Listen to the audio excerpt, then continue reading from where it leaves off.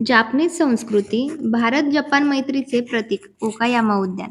आकर्षक व कलात्मक डिझाईन्स, त्याचे सादरीकरण अतिशय सुरेख पद्धतीने केले आहे. भोवतालच्या टाकाऊ वस्तूंपासून आकर्षक कलाकृती उभारून त्याचे प्रदर्शन चिथारण्याचा विद्यार्थ्यांचा उपक्रम कौतुकास्पद आहे.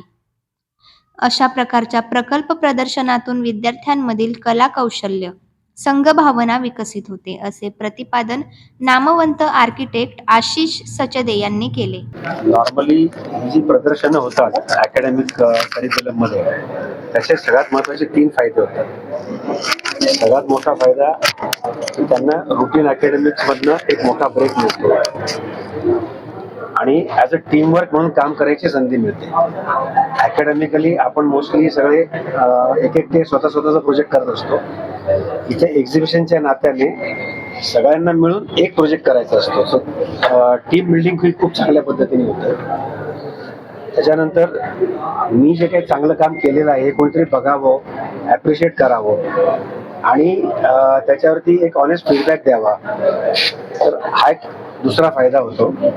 आणि तिसरा फायदा हा होतो की बरेचदा त्याच्यामध्ये पेरेंट्स येतात, स्टुडंट्सचे पेरेंट्स येतात, मित्र येतात. त्यांना हे नेमकं बघायला मिळतं की आपलं मूल कॉलेजला जातंय, नेमकं करतंय काय, कशा प्रकारचे बाकीचे स्टुडंट्स काम करतायत. ते एक बऱ्यापैकी हेल्दी कॉम्पिटिशन तयार होते. विद्यार्थ्यांनी भवताल समजून घेत नाविन्यपूर्ण कलात्मक व शाश्वत विकासाच्या कल्पनांवर काम करावे, असे भैरवी सचदे यांनी सांगितले. कसं असतो की जेव्हा तुम्ही डिझाईन करताना डोक्यात आहे की मला 10 दिवसात ते डिझाईन करून मला एक्झिक्यूट करायचं आहे, ते खूप मोठा लर्निंग असतो. आणि जेव्हा डोक्यात असतं आणि ते प्रॅक्टिकॅलिटीमध्ये जेव्हा आणतो, तेव्हा जे इश्यूज आहेत ते वेगळे इश्यूज त्यांना फेस करावं लागतं. आणि जे विचार केले तेच प्रोड्यूस करता येतं, तो 100% नसतो कधी. आणि तिथे चेंजेस येतात जेव्हा एक्झिक्युशनच्या वेळात. हा शिकायला त्यांना मिळतो आणि ते दिसतो सुद्धा इकडे. प्लस इथे मी जेव्हा बघते की त्यांनी 2 वर्षाचा ज्या सेकंड इयरचा मुलगा जेव्हा तो 3D वगैरे प्रेझेंट करतो, मला एक खूप छान केलंय काम. All is very good here. पण एक फक्त इन जनरल सांगायचं असं असतो की इतकं इन्फ्लुएन्स आहे इंस्टाग्राम रील्स आणि पिंटरेस्ट वरती, ते कॉपी न करता डोक्यात आपलं स्वतःचं ओरिजिनल डिझाईन प्रेझेंट करणं हा खूप महत्वाचा असतो. आणि हेच कॉलेजमध्ये हेच शिकायला मिळतं की कसं डोकं लावायचंय. नाविन्यपूर्ण संरचना, चाकोरीबाहेरचा विचार आणि कलात्मकतेचा अंगीकार विद्यार्थ्यांनी करावा, अशी अपेक्षा आर्किटेक्ट निलय पारेख यांनी केली. थोड़ा सा पर्सनलाइज तरीके से समझाऊंगा ये एग्जीबिशन को। ये एग्जीबिशन में एक थीम था जापानीज स्टाइल। तो जापानीज स्टाइल तो हम लोग देख रहे हैं यहाँ पे, जो ब्लूम दिखा उन्होंने, सुमो दिखा है, जो रेड ओरिएंटल कलर्स जो जिससे डेकोर किया है। बट अपार्ट फ्रॉम इट थोड़ा सा जो चीज में आके जो सरप्राइज हो, I want to show that. Just यहाँ पे एक बार दिखा थोड़ा सा।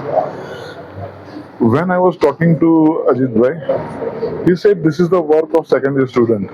Okay, so being in second year, when student can create a very balanced layout showing furniture, creating its own 3D, I can see this is done on SketchUp. This is not AI. So when students are putting efforts, that thing is shown. So what give me happiness is the student here, they are evolving themselves. They're coming with their own ideas and they're trying to execute it. And then if we talk about the overall execution, if you see the construction details they are doing, the decoration they have done here, or any other department, the basic design sheets which has very nice colorful diagrams and basic designs, so that shows the interest of the student towards design, as well as the huge effort of the faculty that has been put in shaping them, in shaping their career.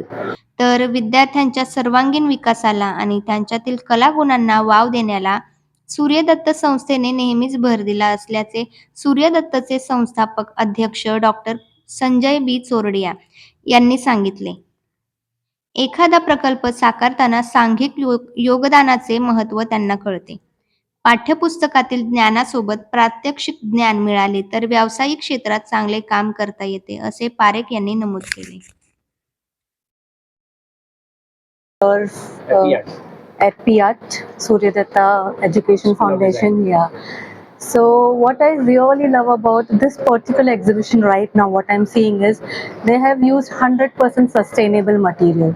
And I'm so impressed when I have heard people saying that we are using sustainability.